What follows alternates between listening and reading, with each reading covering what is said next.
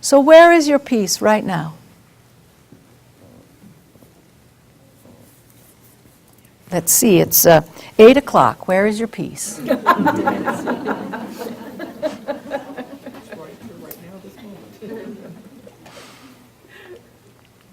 Well, first of all, it isn't yours, really. It's the peace. And it is right here with you. Most of you know that because you can be having, let's say, a really difficult day when it seems like there is no access to peace. And perhaps you see a small child climb up in your lap who just loves you. And you feel peace. Perhaps some of you are very attached and very affectionate with your pets.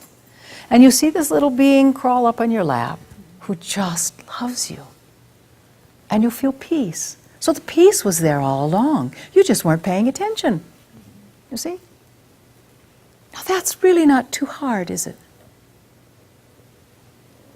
Those of you who love your animals feel great contentment when they want to be close to you or get in your lap or give their little signals that they love you.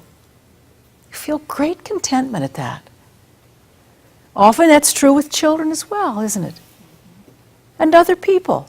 If you're really trying to impress your boss and somehow it works and the boss says, wow, I couldn't run this business without you.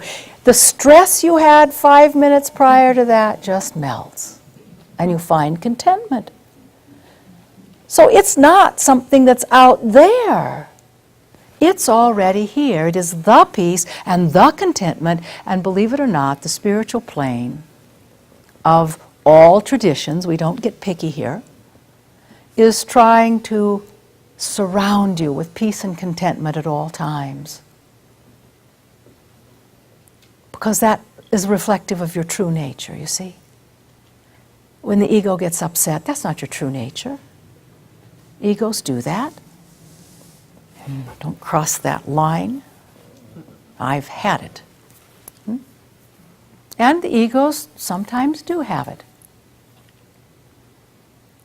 But it needs to dissolve because it isn't your true nature. All of you have a sense of your vast self.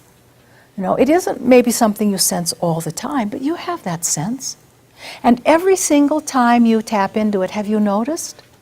You move into peace and contentment. You relax. All of that tension you carry around in your gut goes soft. Maybe you even drop your shoulders. Because it's always there. And believe it or not, even though it seems that the lack of peace comes to you from the world, it doesn't.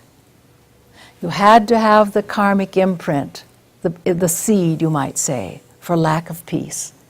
And if you have that seed, and let's say it's growing into a plant in the fertile territory of your mind, then there will be one thing or another that acts like a light. Say, look, do you know this weed is growing in your precious mind? But most people don't say, oh, lack of contentment. I need to weed my garden. They want to find someone to blame, don't they? They do want to find someone to blame. And it's kind of the normal thing to do for many, many people. But you see, you're vaster than that. Within that thing you call your mind, it doesn't exist as you experience it. But within that, you have enough vastness to encompass everything, not just in your lifetime now, but in multiple lifetimes, and in the lifetimes of all those other people. When you can really tap into vastness or spaciousness, there's enough room for everything, and you don't have to judge it, you see.